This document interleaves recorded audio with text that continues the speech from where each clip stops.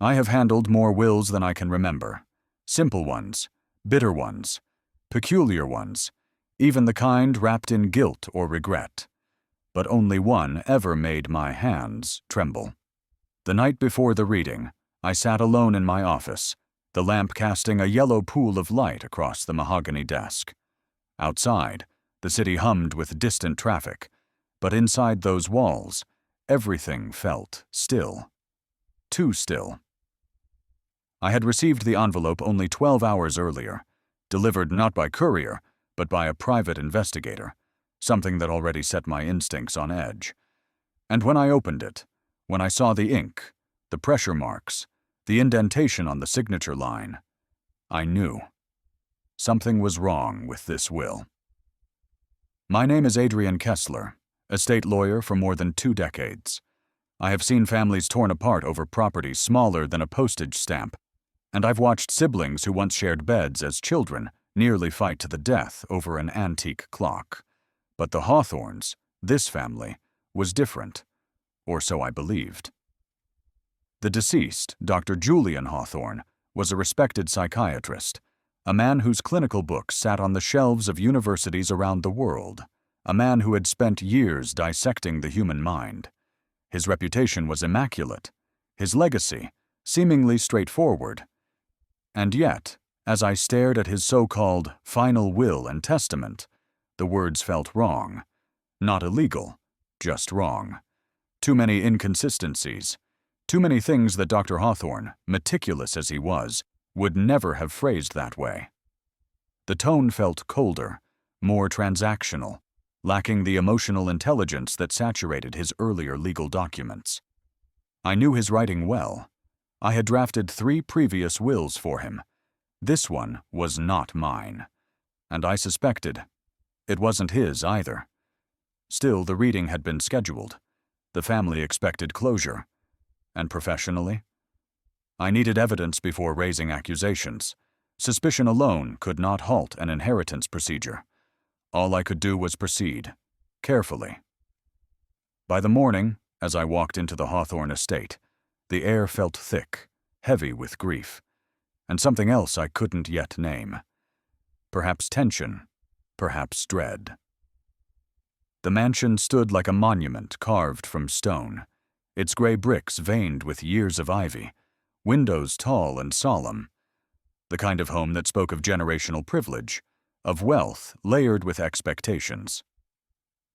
The staff greeted me with polite, practiced restraint. They always did.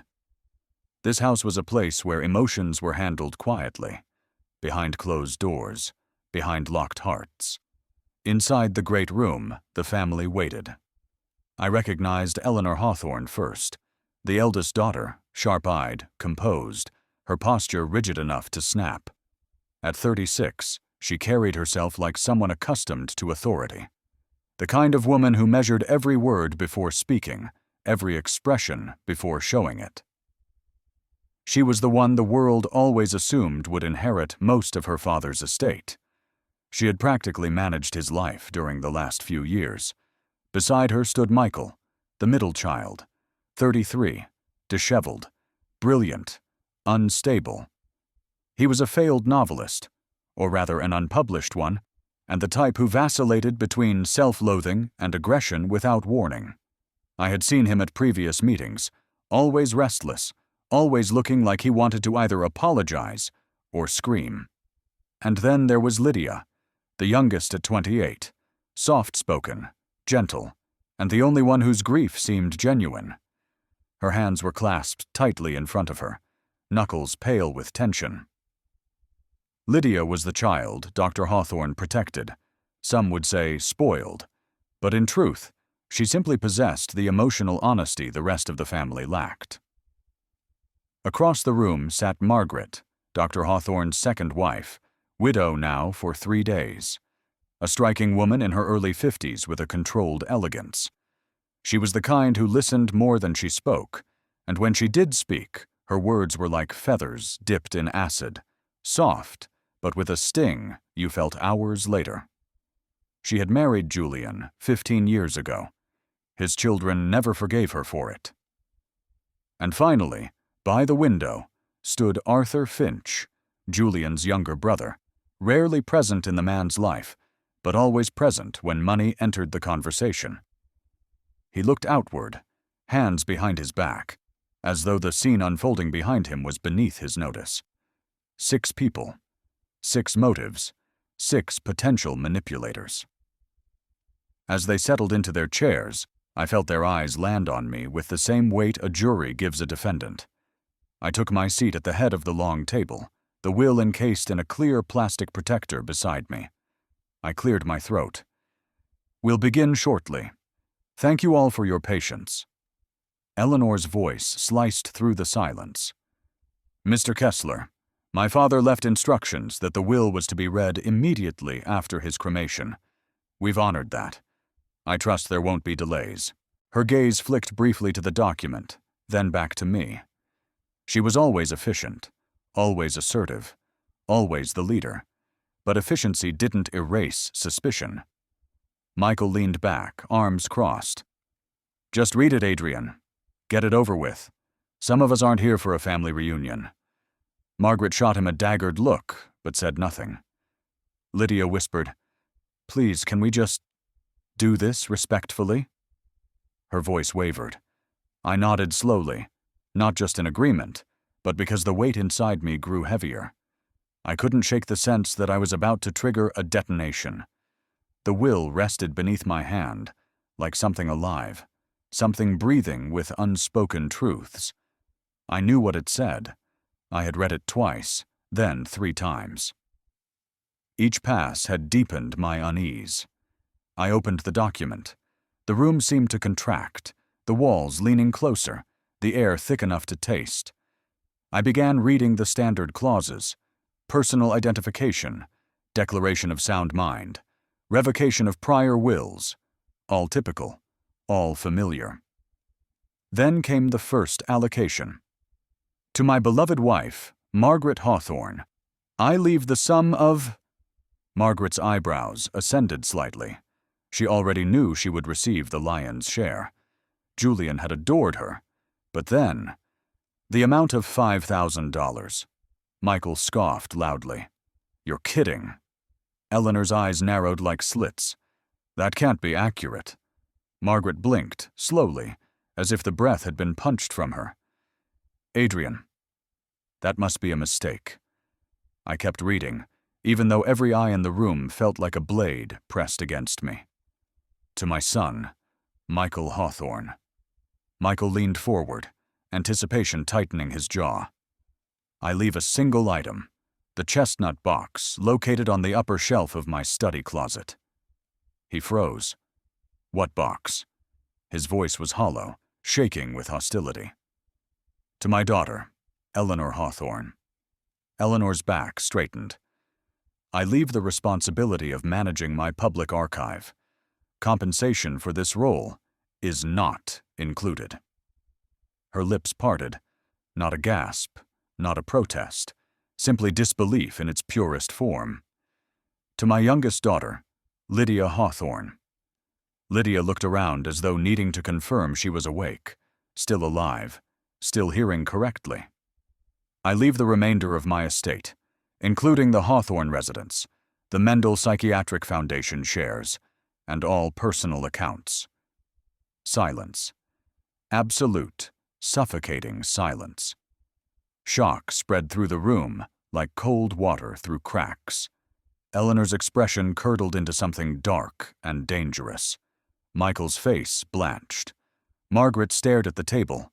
No tears, no anger, just stunned immobility. Lydia's eyes filled instantly, but not with triumph, more like fear. I continued, though my voice felt foreign, distant. The rest of the document included a few minor bequests, letters to colleagues, instructions for the disposal of old research notes. Then the final signature, Julian Hawthorne's name. I stared at it for a heartbeat too long. Michael noticed. "What is it, Adrian?" I closed the will carefully. "Before we continue," I said, "I need to inform all of you that there are irregularities in this document." Eleanor's head snapped toward me. "Irregularities? Lydia whispered. "What does that mean?" I swallowed hard. This was the moment I had dreaded. "It means," I said quietly, "that there are signs this will may not have been written, or signed, by Dr. Hawthorne himself." The air fractured. The room imploded. Gasps, curses, accusations erupted instantly. Margaret shot to her feet.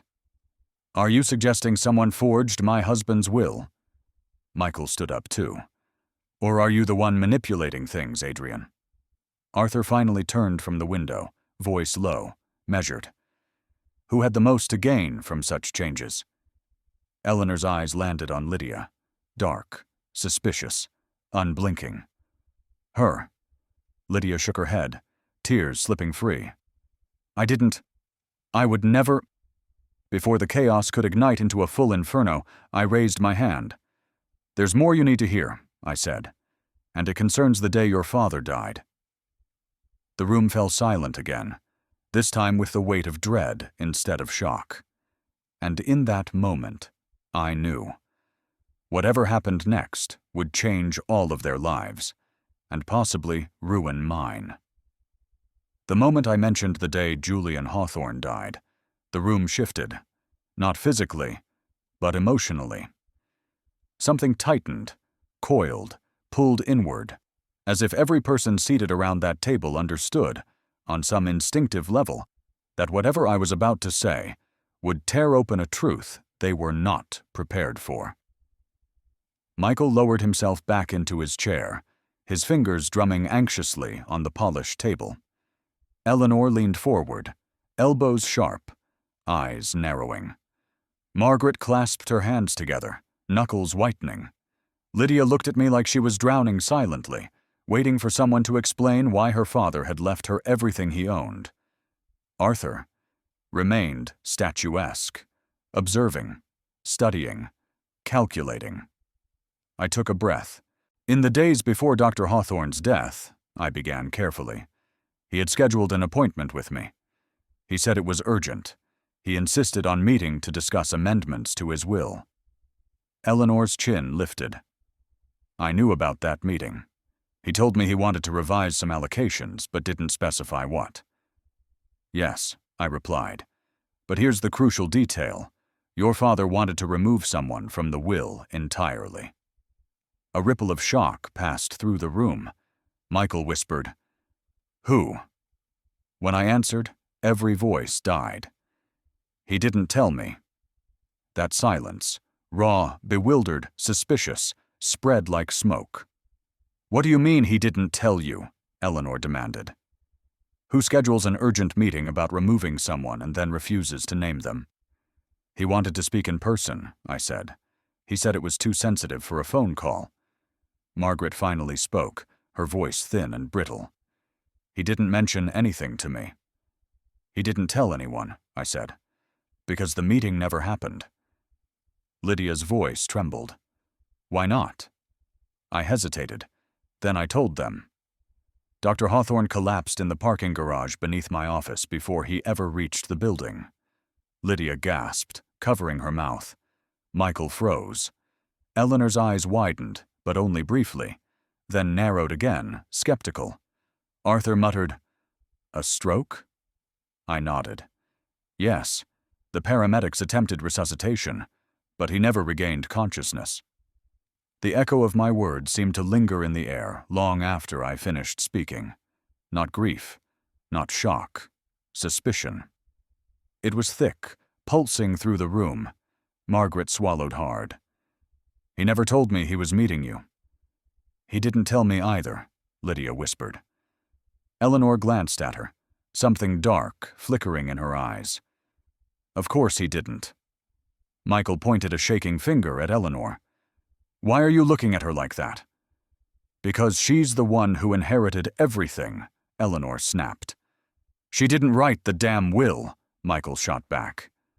"How would you know?" Eleanor hissed. Lydia shrank in her chair, tears slipping silently. I raised my hand. "Please, listen. This is only part of the issue."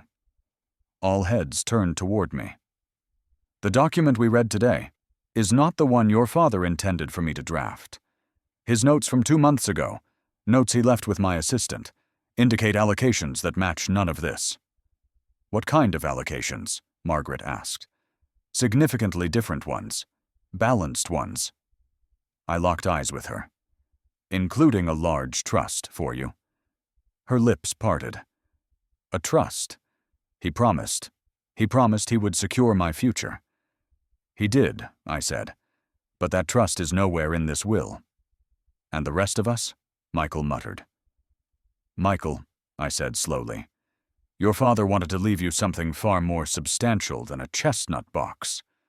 His jaw clenched. "I knew this was wrong," he whispered. "I knew it." "And me?" Eleanor demanded. I inhaled deeply. "Your father was considering appointing you executor, with compensation, significant compensation." A stunned stillness filled the space. Even Eleanor seemed shaken by that revelation. "And Lydia?" Arthur asked. I looked at Lydia. She was to receive the house, just the house. Lydia's eyebrows lifted, eyes widening in pure confusion. Just the house. But this will make me the sole heir. "Yes," I said, "which is precisely why I believe someone manipulated it." The words settled like ash. For a long, brittle moment, no one moved. Then Eleanor stood abruptly, pacing toward the fireplace. "No," she said, voice cold. "No, this is absurd. Lydia is incapable of forging a legal document." Michael snorted, rubbing his temples. "You'd be surprised what people can do when they're desperate." "I'm not desperate," Lydia whispered tearfully. "Then who?" Margaret said. "Don't even think of accusing me. My allocation makes no sense." Arthur stepped forward. "Eleanor benefits from Lydia being named sole heir." Everyone turned. "What?" Eleanor snapped. "How?" Arthur shrugged coolly. "Simple. Lydia inherits everything. She is inexperienced, overwhelmed, emotional. You, Eleanor, would step in to manage it all. And over time—" He didn't finish the sentence. He didn't need to. Eleanor's face flushed with fury. "You vile—" She stopped herself, breathing heavily. Lydia shook her head. "Eleanor wouldn't do this." Michael muttered, "Someone forged Dad's signature. Someone had access. Someone had motive." And that, finally, was the beginning. The beginning of the fracture that would split the Hawthorne family. I pulled a folder from my briefcase. "These," I said, placing several papers on the table, "are forensic analyses of your father's previous signatures, compared to the one on this will." Eleanor stepped forward. "You ran forensics before reading it to us?" "Yes." Michael let out a low whistle. "How long have you suspected this?" "Since the moment I saw the document." I pointed to the printouts. Thank you for watching this story until the end. If you found it meaningful, don't forget to hit the like button, subscribe to the channel, and tap the bell icon so you never miss an update. Your support helps us continue bringing powerful, real stories from around the world.